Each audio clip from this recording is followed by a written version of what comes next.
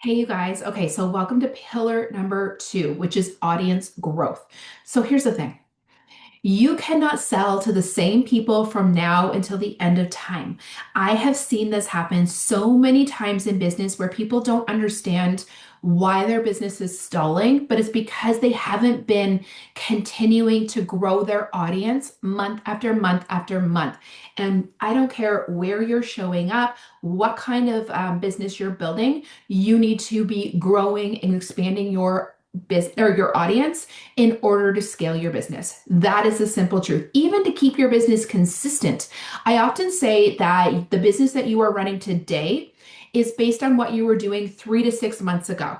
So if you're in a period of like stalled or whatever, and you're wondering why, ask yourself, what have you not been doing for the last few months, right? Like we can get to really busy and overwhelming times in our businesses. And in that moment, we don't necessarily need to be doing those everyday checklist items like social media or community or doing our blog posts or our podcast or, you know, or growing our audience or collaborations or whatever it is. We don't need to be doing those things in that moment because in that moment, we have more sales or more clients or whatever than we necessarily like need or we think we need for the future. But at the end of the day, you're going to take one step in front of the other and you're going to hit a wall where you don't have everything. And then you're going to be scrambling to like, where's that easy button to like bring those sales back into my life? And the truth is that if you just do a very little bit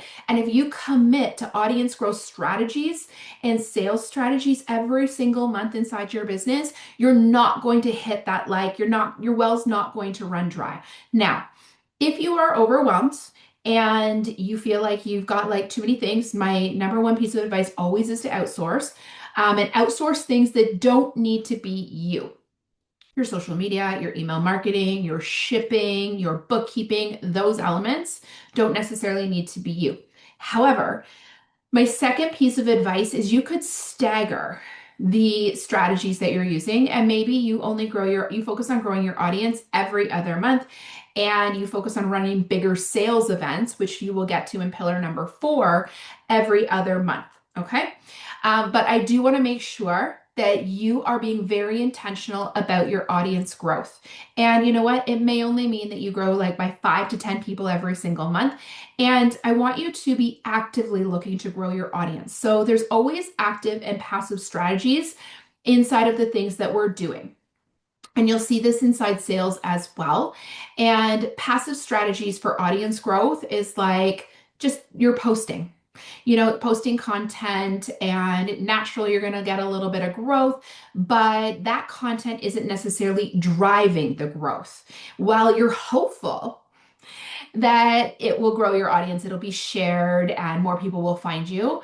It isn't actively going out and putting yourself in front of a brand new audience in a way to bring them back into your world. So it is much more of a passive strategy. Even your podcast, even your blog or your Substack or your YouTube, that is a passive strategy to audience growth. I want you to do one active strategy, and that's why every single month I'm going to be adding a new strategy into our bank, or every other month sometimes it'll be every month, sometimes it'll be every other month, but you're going to have a bank of ideas that you can pull from to listen to and figure out what is going to work for you and the business that you're building. They're not all meant for everybody. So your job is going to be able to like listen to them, and it's almost like a little bit of a menu. You can try them on for size, see which one works for you, but this is an essential element of building a business, especially an online business. And it is probably the number one thing that people neglect because they think that the posting on social media is doing the audience growth for them. It's not, okay?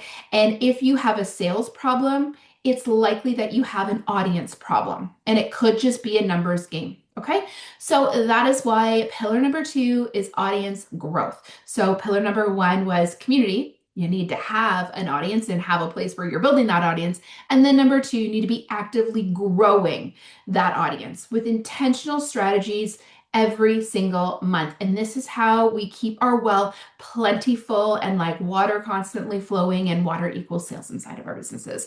All right, you guys, if you have any questions, let me know.